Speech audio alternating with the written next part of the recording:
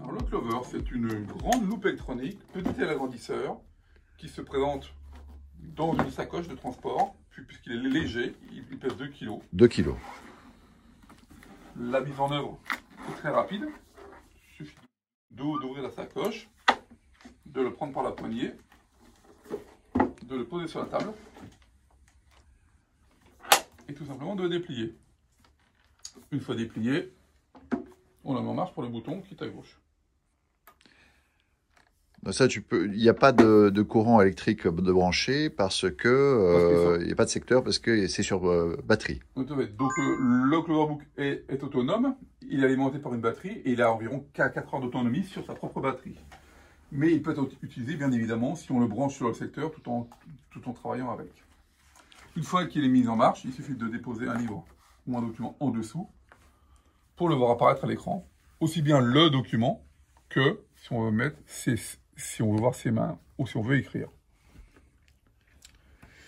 Ensuite, l'écran peut s'incliner comme on veut pour l'ergonomie.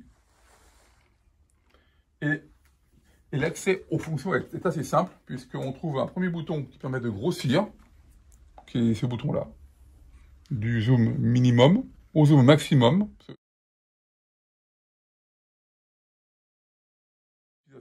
Autre bouton qui se trouve donc sur la gauche, c'est le choix des couleurs. En appuyant sur le bouton central, je passe de la couleur naturelle aux couleurs fort contraste que l'on choisit en tournant le bouton. Et là, on a un choix de différentes couleurs de fort contraste. Ensuite, à droite, le bouton classique pour figer l'image, pour geler l'image. Gel de l'image. On a le retour pour à ce moment-là grossir, travailler plus précisément. Ou bien, si on appuie une deuxième fois, de mémoriser l'image à l'intérieur de l'appareil. À gauche, le bouton qui sert pour l'affichage de la ligne de guidage, qui peut être horizontale, verticale. Donc ça, c'est un bouton qui se trouve sur le côté, là. Sur le côté gauche. Là, c'est le bouton de lignage, fenêtrage, c'est le bouton bleu. D'accord. Évidemment, on peut ajuster la position et la taille de la fenêtre. D'accord, donc vraiment pour se concentrer sur une seule ligne. Une seule ligne ou une seule fenêtre. Ensuite, le bouton ici central, c'est pour accéder au menu ou au menu contextuel. Un appui court, je vois ici que j'ai le choix de l'éclairage et du réglage de la luminosité de l'écran, par exemple. D'accord. Voilà. Sachant que ce bandeau est contextuel et l'affichage peut changer selon le mode dans lequel on se trouve. Bon, c'est un écran tactile Non. Non, c'est juste les boutons qui permettent de l'avoir. L'écran tactile dépend des versions, puisque les Cloverbook existent en plusieurs versions, du Cloverbook Lite, Cloverbook Plus, Cloverbook Touch, Cloverbook Mate ou Cloverbook Book Pro. D'accord. Et selon les versions, il peut y avoir écran tactile ou pas. Il peut y avoir une caméra comme celui-là, vision de loin.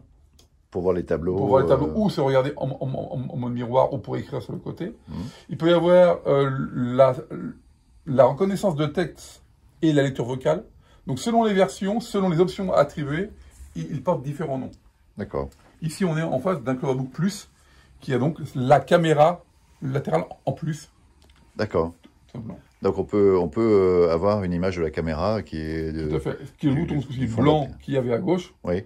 Qui permet, là je passe en mode miroir, si on veut se regarder dedans. D'accord.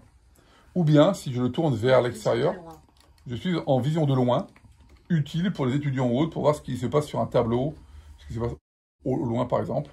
Ou bien, si on incline la caméra sur le devant, et qu'on l'oriente sur la droite, ça permet à ce moment-là de voir tout un espace à droite pour pouvoir travailler, bricoler, écrire plus simplement, si on veut. Donc là, ça donne accès à l'environnement droit de l'écran. À une zone étendue. Une zone étendue, tout à fait.